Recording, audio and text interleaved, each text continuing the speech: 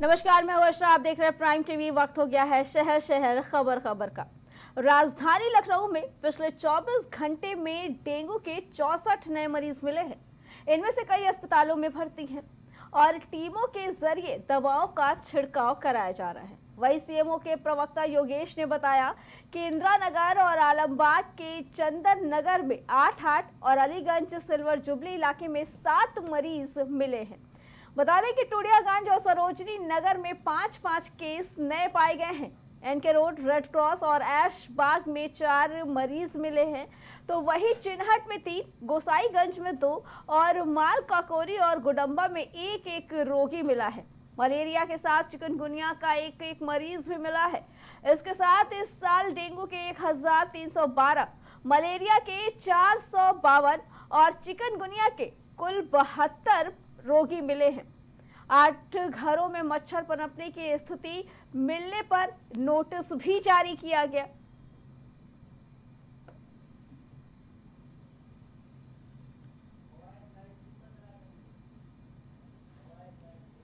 इसी पे आगे जानकारी देने के लिए हमारे संवाददाता ओवैस हमारे साथ जुड़ चुके हैं।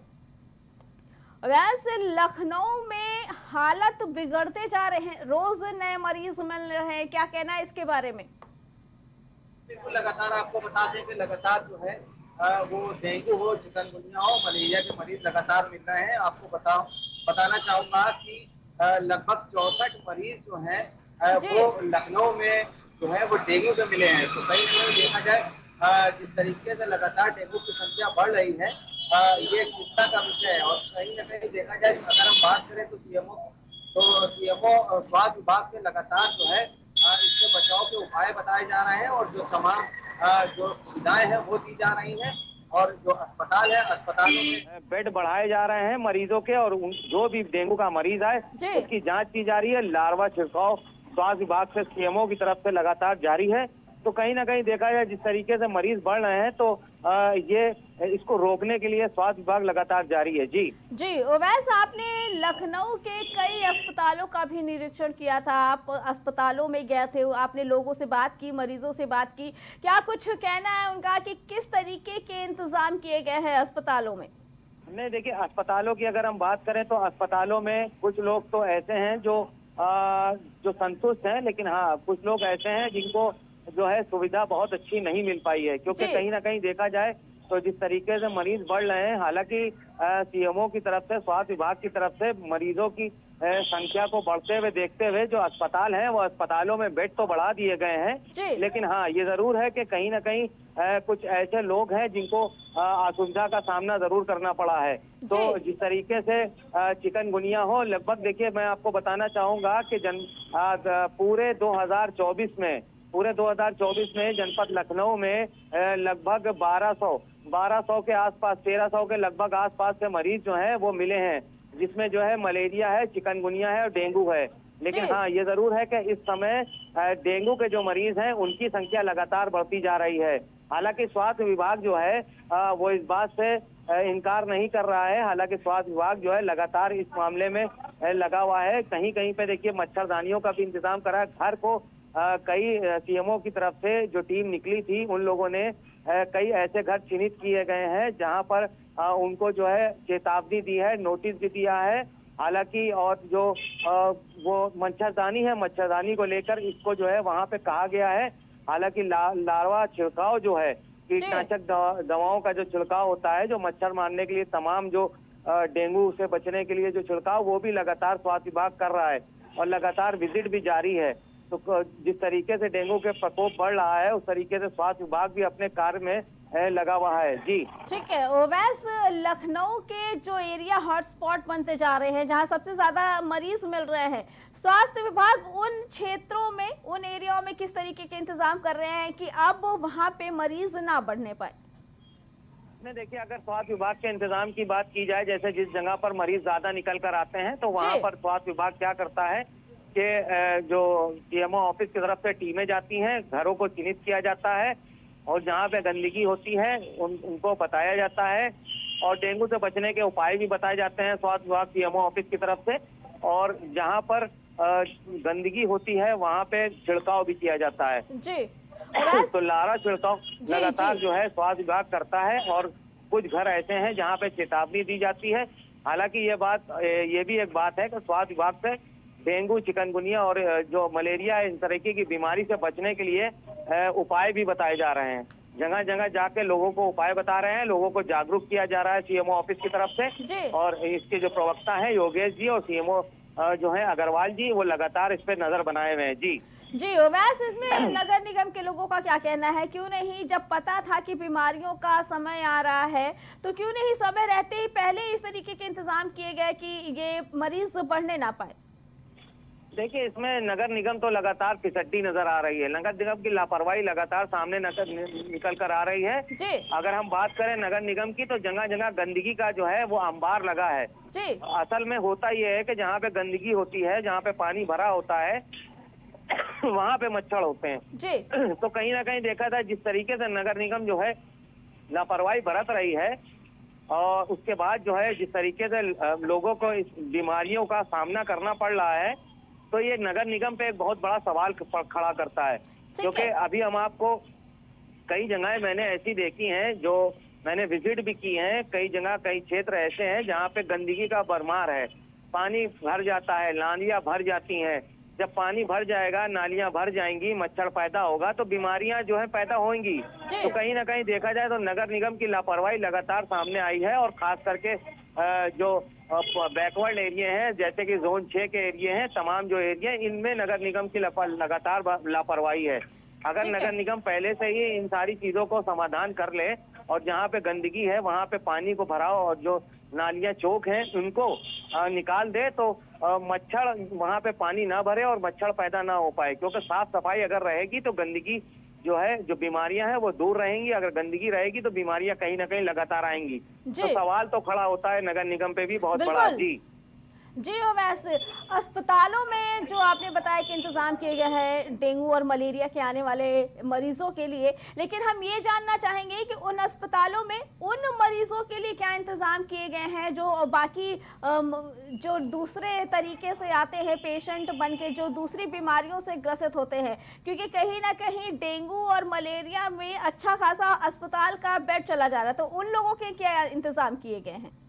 बेड की बात करें, देखिए डेंगू और मलेरिया के जो बेड हैं वो सेपरेट किए गए हैं अस्पतालों में। जी लगातार जो बेड हैं वो सेपरेट किए गए हैं। और बाकी जो मरीज आ रहे हैं, देखिए सभी बीमारियों के अलग अलग डिपार्टमेंट होते हैं। जी और जो बीमारियां होती हैं, जैसे कार्डियक बीमारी है, हार्ट से रिलेटेड जो बीमारी है, जो तमाम स्किन की बीमारी है, सभी के अलग अलग जो है वो वार्ड होते हैं, अलग अलग डिपार्टमेंट होता है।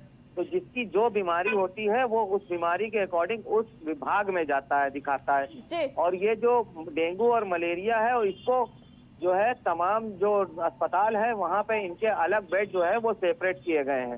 तो इससे उनको बहुत ज्यादा प्रभाव नहीं पड़ रहा है।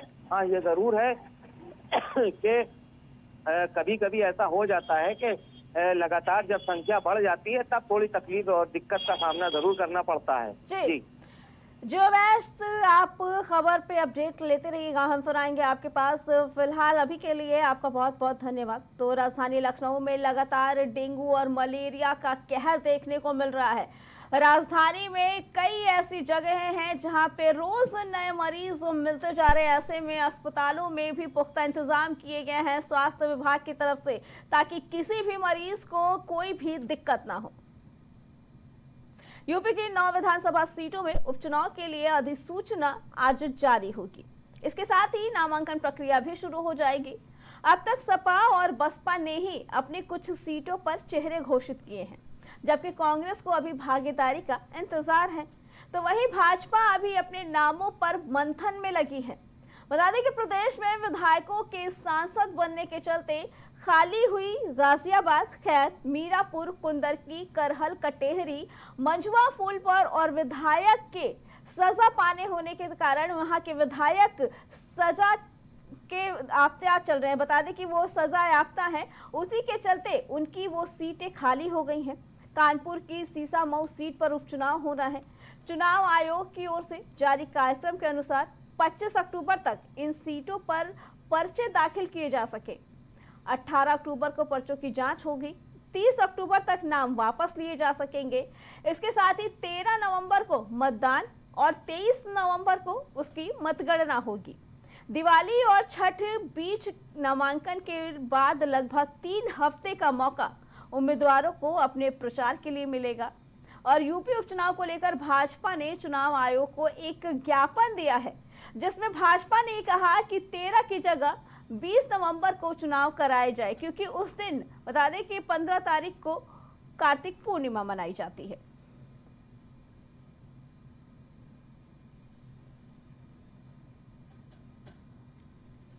बता दें कि अभी तक सपा और बसपा ने अपने कुछ चेहरों प्रत्याशियों के नाम उजागर कर दिए हैं, तो अभी तक कांग्रेस जो सीटों की मांग कर रही थी सपा की तरफ से, तो अभी वो सीटें मिली नहीं है। कांग्रेस को अपनी सीटों का इंतजार है, तो वहीं भाजपा भी अपने प्रत्याशियों के नाम उजागर करने के लिए मंथन ही कर रही है। इसी बीच आपको बता दें कि भाजपा ने चुनाव आयोग को एक ज्ञापन भी सौंपा है। भाजपा का कहना है कि जो 13 तारीख को चुनाव होने हैं उसे 13 की जगह 20 नवंबर को कराया जाए, ताकि 15 नवंबर को कार्तिक पूर्णिमा है। बहुत सारे श्रद्धालु कार्तिक पूर्णिमा कार्तिक स्नान के लिए जाते हैं, जिसकी वजह से वो मतदान वाले दिन मतदान करने के लिए नहीं आ सकते हैं। देश में त्योहार का माहौल रहेगा और काफी जनसंख्या इधर उधर चली जाती है अपना गंगा स्नान का मेला देखने या मतदान करने, क्योंकि कार्तिक मेला बताया जाता है कि जो कार्तिक उत्सव है हमारे देश में बहुत अच्छे से मनाया जाता है, और कार्तिक पूर्णिमा होने के चलते काफी जनसंख्या को मतदान वाले दिन मतदान करने में परेशानी हो सकती है। इस बात का हवाला दिया है भाजपा ने और चुनाव आयोग को एक ज्ञापन सौंपा है। फिलहाल अभी चुनाव आयोग की तरफ से इस पे कोई भी टिप्पणी नहीं आई है, लेकिन बता दें कि नामांकन की प्रक्रिया आज से शुरू हो जाएगी। भाजपा बदलवाना चाहती थी तारीख, लेकिन आज से शुरू हो जाएगी ये सभी प्रक्रिया। यूपी में 9 विधानसभा सीटों पर उपचुनाव की घोषणा कर दी गई है। इसी पे आगे जानकारी देने के लिए हमारे संवाददाता राजेश हमारे साथ जुड़ चुके हैं और अयोध्या से शिवेंद्र हमारे साथ जुड़ चुके हैं। सबसे पहले हम राजेश से जानना चाहेंगे। राजेश, भाजपा ज्ञापन सौंपी है कि 13 तारीख को चुनाव ना हो के 20 तारीख को कराया जाए, क्या कहना है इसके बारे में? राजेश, आपको आवाज आ रही है? जी बिल्कुल बिल्कुल अर्चना, जिस तरीके से उत्तर प्रदेश में 9 सीटों पर उपचुनाव होना है विधानसभा का, तो जाहिर सी बात है कि उसको उसकी जो निर्वाचन आयोग ने चुनाव आयोग ने उसकी तारीखें तय कर दी थी। लेकिन अब उसके बाद बीजेपी की तरफ से एक ज्ञापन दिया गया है कि जो 13 तारीख को चुनाव होना था उपचुनाव होना था, तो कहीं न कहीं जो कार्तिक पूर्णिमा है उस पर काफी संख्या में लोग श्रद्धालु जो है वो स्नान करने जाते थे, जिसकी वजह से वो इसको रद्द करने की मांग कर रहे हैं। लेकिन फिलहाल अगर इसको देखा जाए तो जो ज्ञापन दिया गया था चुनाव आयोग को 13 नवंबर की जगह पे 20 नवंबर को कराने के लिए उसमें आग्रह किया गया है। लेकिन अगर बात की जाए चुनाव आयोग की, तो चुनाव आयोग ने फैसला कर दिया था कि 13 नवंबर को चुनाव होगा और 20 नवंबर को मतगणना की जाएगी। तो जाहिर सी बात है कि इसको लेकर सभी पार्टियां बिल्कुल तैयारी जोरों शोरों से कर रही थी। तो अगर समाजवादी पार्टी की बात करें तो समाजवादी पार्टी ने 9 सीटों में से 6 सीटों पर अपने उम्मीदवार घोषित कर दिए थे। अब समाजवादी पार्टी क्योंकि इंडिया गठबंधन में है, इंडिया गठबंधन में कांग्रेस को 2 सीटें समाजवादी पार्टी चुनाव लड़ने के लिए उपचुनाव में दे रही है। ठीक है। लेकिन अब 2 सीटों में से कौन कौन सी सीट कांग्रेस के खाते में जाएगी ये अभी फिलहाल फाइनल नहीं हुआ है। लेकिन 2 सीट कांग्रेस को मिल रही है इंडिया गठबंधन में चुनाव लड़ने के लिए यूपी उपचुनाव में, ये फाइनल हो गया है। जी राजेश, हमारे साथ अयोध्या से हमारे संवाददाता शिवेंद्र जुड़ चुके हैं। शिवेंद्र, हम जानना चाहेंगे अयोध्या की मिल्कीपुर सीट सबसे हॉट सीट मानी जा रही थी, सपा और भाजपा की दांव लगी थी, पूरी साख दांव पे लगी थी, लेकिन अब वहां पे उपचुनाव नहीं होना है। कैसा माहौल है अयोध्या का, क्या कहना है इसके बारे में, बताइए। बिल्कुल सही है, क्योंकि बाबा गोरखनाथ ने जो जिस तरीके से याचिका वापस की है तो उसको लेके लग रहा है कि फिर आने वाले दिनों में चुनाव मुश्किल लग रहे हैं। लेकिन अभी चुनाव आयोग ने भी ये पूरा कंफर्म नहीं किया है कि वहां पर चुनाव होने हैं या नहीं होने। तो अभी भी कुछ संभावनाएं बनी हुई हैं कि चुनाव हो सकते हैं, और अब ऐसे में याचिका जब वो वापस करते हैं तो फिर उनका कई सारा वो एक पार्टी एक दूसरे पर आरोप लगा रही है कि चुनाव ना हो, किसी तरीके से ये समस्याएं खत्म हो जाएं, लेकिन एक दूसरे पर आरोप लगा रही है कि चुनाव ना हो और जो सीट है वो वैसी की वैसी रहे। शिवेंद्र, हम ये जानना चाहेंगे कि जिस तरीके से भाजपा को लोकसभा चुनाव में हार मिली अयोध्या से, तो वहीं सपा की तो जीत हुई, लेकिन पिछले कुछ समय से सपा के नेताओं के नाम जो आपराधिक मामलों में सामने आते हैं, ऐसे में क्या लगता है कि भाजपा और सपा कितनी टक्कर रहेगी अयोध्या में? बिल्कुल सही है मैम, क्योंकि अभी इस समय जो सपा की छवि है वो बहुत ही धूमिल हो चुकी है, क्योंकि उनके जो कार्यकर्ता हैं, जो उनके नेता हैं, उनके ऊपर काफी आरोप लग रहे हैं। और अवधेश प्रसाद जी जब सांसद बने हैं फैजाबाद लोकसभा सीट के, तो फिर उसके बाद एक के बाद एक रेप का भी मामला आ रहा है, एक के बाद एक थोड़ी सी गुंडागर्दी भी बढ़ रही है उनके नेताओं की। तो ये जरूरी अब ये तय करता है यहाँ की जनता पर कि वो किसको सपोर्ट करती है। बहरहाल भारतीय जनता पार्टी ने तो पूरी तरीके से कमर कसी भी है। योगी जी का खुद डायरेक्ट यहाँ पर आना हुआ है मिल्कीपुर में, और मिल्कीपुर में बहुत सारी परियोजनाओं को भी उन्होंने उसका निर्माण किया है। परियोजना 1005 परियोजना का भी उन्होंने शिलान्यास किया था। रोजगार मेले में भी वो आए हुए थे। तो काफी इस बार जोर शोर है कि इस बार भारतीय जनता पार्टी अपनी छवि सुधार रही है। वही समाजवादी पार्टी और इंडिया गठबंधन की जो समाजवादी पार्टी है वो इस बार धूमिल नजर आ रही है। ठीक है राजेश, भाजपा ने अभी तक अपने प्रत्याशियों के चेहरे नहीं उजागर किए हैं, नामों की घोषणा नहीं की है, अभी उनका मंथन ही चल रहा है। क्या कहना है इसके बारे में, क्यों भाजपा इतना लेट लतीफी कर रही है? अर्चना, अगर बात करें बीजेपी की, तो बीजेपी लगातार हमेशा कोई भी चुनाव हो अपने प्रत्याशियों को बहुत ही वही कहावत कही गई है कि जो भी पैर बीजेपी रखती है बिल्कुल फूंक फूंक के रखती है। तो वही हाल है चुनाव में भी। बीजेपी जो है, जो उपचुनाव होना है, अभी प्रत्याशियों की घोषणा नहीं की है। सबसे बड़ी वजह है कि अभी उस पर मंथन चल रहा है, अभी नामों पर चर्चा चल रही है कि नामों पर अभी मोहर नहीं लगी है कि कौन प्रत्याशी कहां से चुनाव लड़ेगा। तो जाहिर सी बात है बीजेपी जो है, ये हमेशा बीजेपी कोई भी चुनाव हो, चाहे उपचुनाव हो, चाहे विधानसभा का चुनाव हो या लोकसभा का चुनाव हो, सभी पार्टियों के प्रत्याशी घोषित होने के बाद बीजेपी जो है सबसे लास्ट में अपने प्रत्याशी घोषित करती है, अपने पत्ते लास्ट में खोलती है।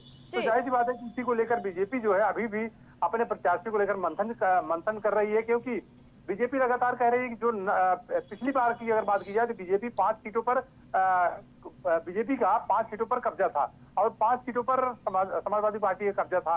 लेकिन इस बार बीजेपी पूरी 9 की 9 सीटों को जीतने की पूरे प्रयास में है, पूरा प्रयास कर रही है, पूरा जोर लगा रही है, पूरा जोर आजमाइश कर रही है। लेकिन अब इन 9 सीटों में से कौन सी सीटें, कितनी सीटें बीजेपी जीतती है, बीजेपी के खाते में कितनी सीटें आती है, तो देखने वाली बात होगी। लेकिन फिलहाल अगर बात करें प्रत्याशियों की, तो प्रत्याशियों को उतारने के लिए बीजेपी भी मंथन कर रही है। उनके नामों पे अभी चर्चा चल रही है। जब तक अभी उनके प्रत्याशी भी फाइनल नहीं होंगे तब तक बीजेपी प्रत्याशियों को मैदान में नहीं उतारेगी। ठीक है शिवेंद्र, अवधेश प्रसाद के बेटे को इस बार मिल्कीपुर से बनाया गया है प्रत्याशी, क्या लगता है, क्योंकि उनकी छवि, उनका भी नाम है आपराधिक मामलों में दर्ज हो चुका है, क्या लगता है कि इस बार जनता को अवधेश प्रसाद और उनके बेटे को वही साथ मिलेगा जो लोकसभा चुनाव के समय मिला था?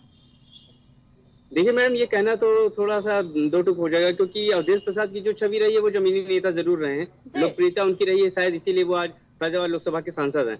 लेकिन बात करें उनके बेटे की, तो वो पहली बात तो पब्लिक में जाते नहीं, दूसरी बात ये है कि उनके ऊपर आपराधिक मामले भी दर्ज हो चुके हैं। तो हो सकता है कि ये चुनाव थोड़ा सा एक तरफा हो जाए, लेकिन जो अवधेश प्रसाद की लोकप्रियता हो सकता है उसका फायदा वो जरूर उठाएं अवधेश प्रसाद जी। लेकिन इसके बाद भी जो उनका आपराधिक मामला है उसको लेकर जनता संदेह में है। हो सकता है कि इस बार भारतीय जनता पार्टी का सपोर्ट करें। ठीक है राजेश, क्या लगता है जो भाजपा ने ज्ञापन सौंपा है चुनाव की तारीख आगे बढ़ाने की, हवाला दिया है कार्तिक पूर्णिमा का, क्या लगता है कि अब विपक्ष फिर से इसको लेकर सरकार को घेर सकती है? बिल्कुल अर्चना, अगर बात करें विपक्ष की, तो विपक्ष लगातार बीजेपी सरकार को घेरता हुआ नजर आ रहा है, क्योंकि सबसे बड़ी बात आपको बता दें कि बीजेपी के ऊपर आरोप लगाया कि अगर जो कानपुर की सीट है, कानपुर की सीट जो है, कानपुर की सीट में भी अगर मामला कोर्ट में है तो जाहिर सी बात है कि तो वहां पे चुनाव क्यों हो रहा है। दूसरी चीज आपको बता दें कि अगर अयोध्या की मिल्कीपुर सीट पर मामला है, वहां पे कोर्ट में मामला चल रहा है मिल्कीपुर सीट का, तो वहां पर चुनाव क्यों कैंसिल किया गया। तो जाहिर सी बात है कि इस पर भी समाजवादी पार्टी, कांग्रेस और बीएसपी भी लगातार इस पर सवाल उठा रहे हैं। तो वहीं अगर बीजेपी, जहां बीजेपी एक अब चुनाव आयोग से मांग करती है कि जो कार्तिक पूर्णिमा का मेला है, कार्तिक पूर्णिमा की वजह से इसको एक्सटेंड किया जाए। इसी जो चुनाव आयोग ने डेट दिया है चुनाव की डेट को एक्सटेंड किया जाए। तो जाहिर सी बात है कि अब इसको लेकर सभी पार्टियां, जो विपक्षी पार्टियां हैं, बिल्कुल सरकार को घेरने की कोशिश करेंगी, बीजेपी को घेरने की कोशिश करेंगी और आरोप लगाएंगी कि कहीं न कहीं इसमें कोई दाल में काला है, जिसकी वजह से बीजेपी की तरफ से डेट को एक्सटेंड करने के लिए आवेदन पत्र दिया जा रहा है। ठीक है राजेश, शिवेंद्र, आप लोग का बहुत बहुत धन्यवाद। तो एक बार फिर सपा बता दें कि विपक्ष को भाजपा सरकार को घेरने का एक मौका मिलता नजर आ रहा है, क्योंकि भाजपा की तरफ से ये ज्ञापन दिया गया है चुनाव आयोग को कि तारीख बदल दी जाए आने वाले उपचुनाव की।